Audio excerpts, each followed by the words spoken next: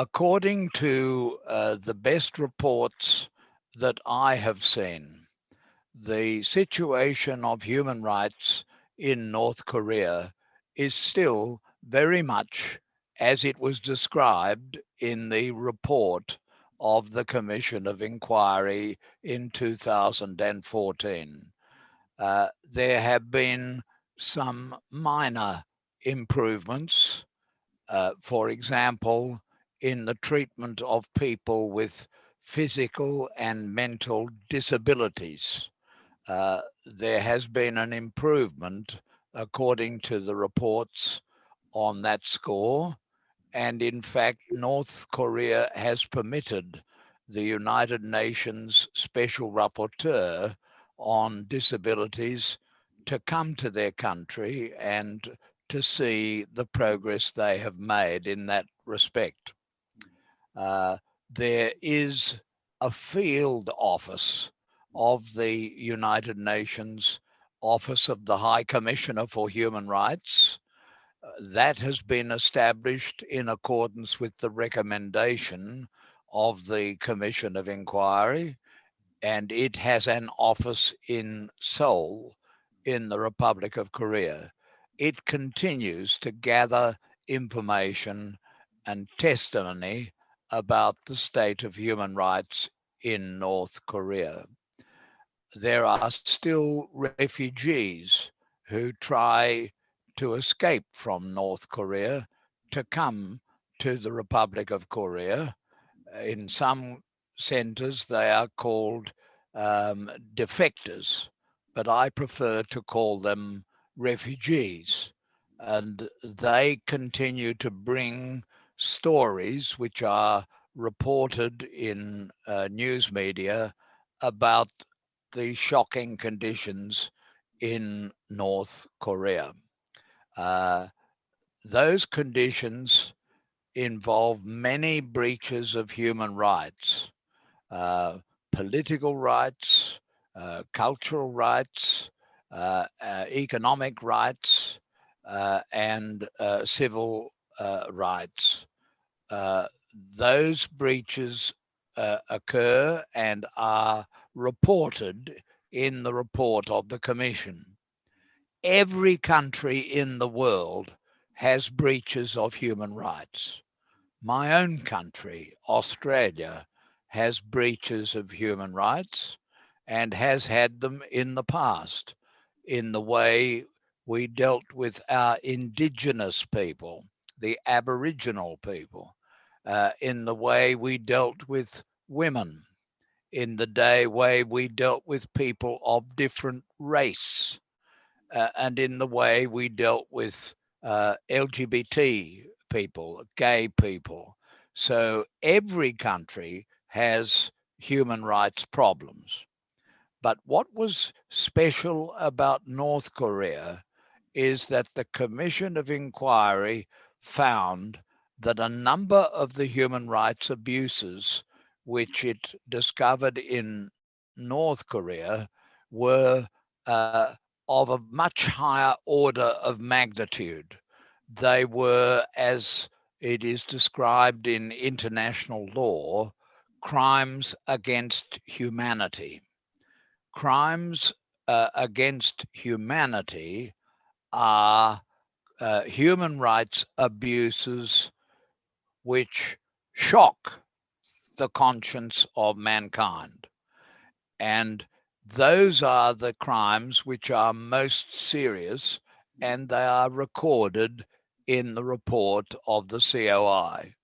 They include the prison system and detention camps, which extend all over North Korea, in which people who are suspected of being hostile to the government of North Korea, but also their families, their parents and their children are locked up and punished by deprivation of liberties. There are no free newspapers or media. Access to the internet is forbidden except for people in the elite, the government of North Korea.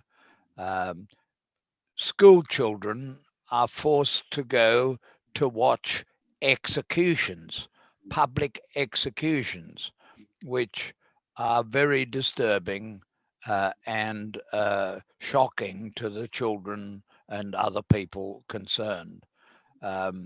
And abductions of people has been regularly practiced by North Korea. Most of the abductees are Korean citizens. Many Korean soldiers from South Korea were seized and abducted to North Korea. And many citizens who were thought to be useful were abducted to North Korea and have not been able to have telephone or postal or other contact with their families.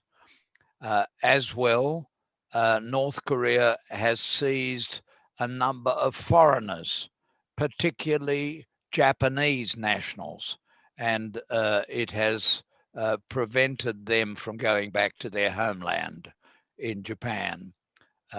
So crimes against humanity are shocking, and these are some of the crimes against humanity, and they're all set out in this report.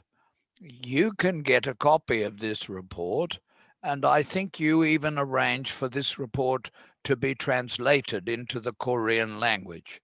But you cannot get this report in North Korea. And I said to the government of North Korea that if they let the COI come into North Korea and they could establish that we had made any mistakes in our report, we would publicly correct those mistakes and correct our report. But they didn't allow us to come in, and that has remained the same to the present day in respect of Mr. Quintana, the special rapporteur on North Korea. If they have nothing to be afraid of, they should allow the representatives of the United Nations to enter and to report. If they don't want to let the United Nations, they should nominate respected professors or people who could come and look and report on their country from neutral, independent countries with high integrity. But they haven't done that. So this is the state at the time we reported in 2014, and I believe it is still substantially the way things are in North Korea. And anybody who wants to see the situation of human rights in North Korea should Google United Nations Commission of Inquiry on North Korea and look at the testimony, the evidence that we receive, because it is all there on the internet. And in the Republic of Korea, you can have free access to it. In the Democratic People's Republic, North Korea, you cannot have access to it without suffering very severe punishment.